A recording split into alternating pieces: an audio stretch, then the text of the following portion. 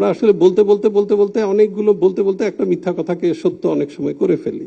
আমার আগে একটা প্রতিষ্ঠানে যেখানে আমি ইনভলভ ছিলাম সেটা হচ্ছে যে একটা green factory lead gold certified. দুই ধরনের, একটা হচ্ছে ওভারডিউ হয়, ডিলে হয়, সেটা এক জিনিস, আর একটা হচ্ছে খেলাপি বিএল হয়ে যায় যখন।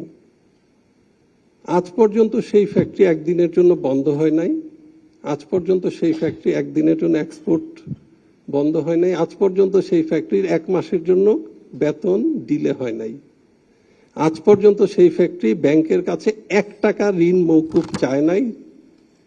শুধুমাত্র যেটা হয়েছে, সেই ফ্যাক্টরিটার প্রথম স্যাংশন ছিল এফএসএসপি প্রজেক্টের আন্ডারে, যেখানে সুদের হার ছিল 4%।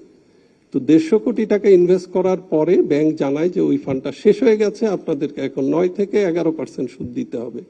সো স্বাভাবিকভাবে রিপেমেন্ট আগের প্রজেকশন অনুসারে হয় নাই, সেটা ডিলে হয়েছে, এবং সেখানে কোভিড ছিল, অন্যান্য প্রবলেম ছিল।